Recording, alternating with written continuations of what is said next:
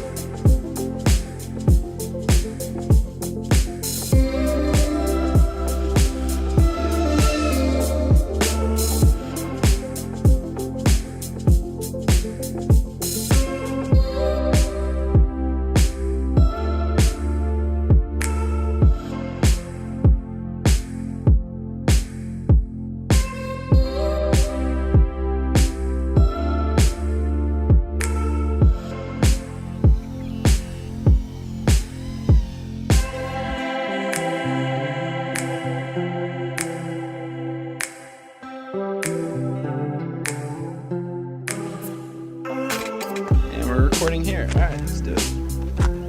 We can go ahead and test the camera flip. Hello. Alright, let's take her up. And the way I like to transition is I kind of hover in place and I'll just sort of pitch forward slowly in this mode, and then once I feel ready, go ahead and flip to the other camera, throttle up, pitch up just a tiny bit, get my speed up, and then we're good to go. So on the left-hand side of the screen, we have our speed in miles per hour. We have the power. We have the power output, and we have the throttle percentage on the right-hand side.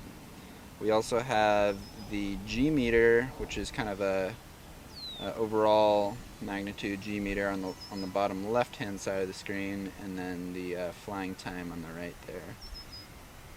So it tells me a good amount of information, which is nice to look at to figure out where I am in the flight, how much more time I have, how much more power I have available if I want to do, I don't know, a high-speed run or something. Speaking of high-speed run, let's go ahead and do that.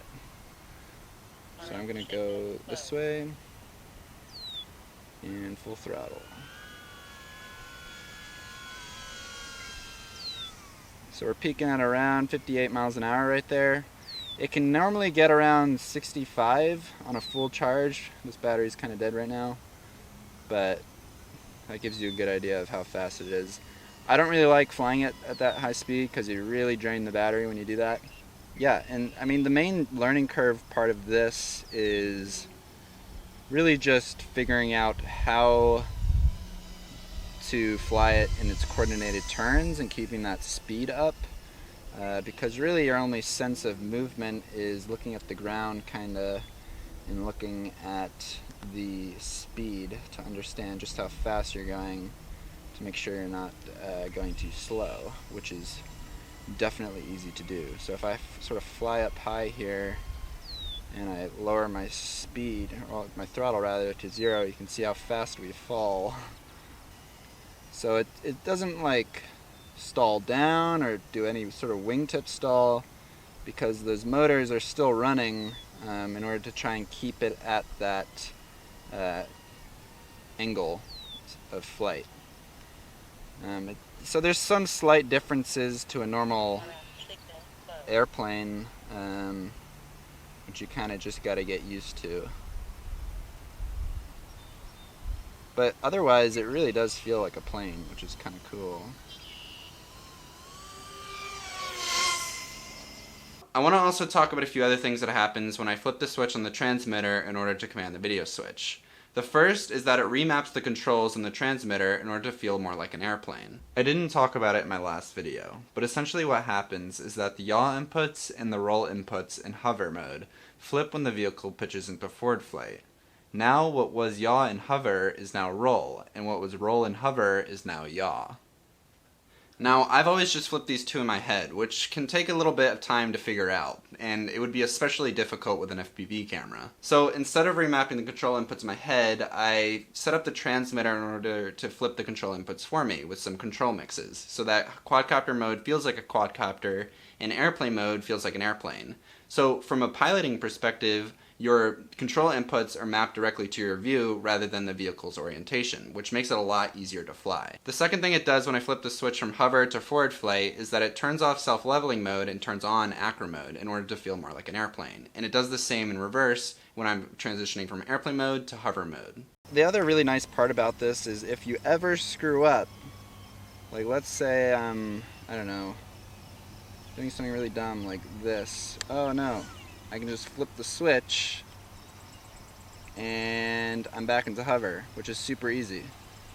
So now I'm just hovering like a normal quadcopter. So it's kind of like a little parachute almost. The third thing it does is it switches off the I terms for the roll, pitch, and yaw inputs.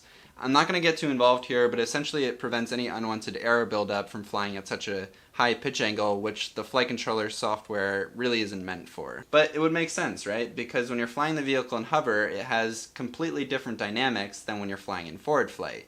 And so the PID settings should adjust for that difference. And the last thing it does is it switches the on-screen display to give me a bit more relevant information depending on the mode that I'm in. It's not super necessary, but I think it makes it a lot cooler, and yeah, that's why I added it.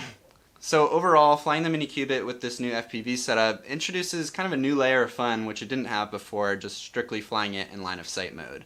And the blend of the control remapping and having the FPV camera switch makes it a lot easier to fly because the vehicle is quite frankly a pretty small vehicle, so flying it in line of sight mode is pretty difficult. So the FPV makes it a lot easier, and it really does feel like an airplane when you're flying it in forward flight mode. And that's just really awesome considering it's so small and the way it's flying is completely different from a traditional RC airplane. Anyway, that's it for this one. Thanks for watching. Bye.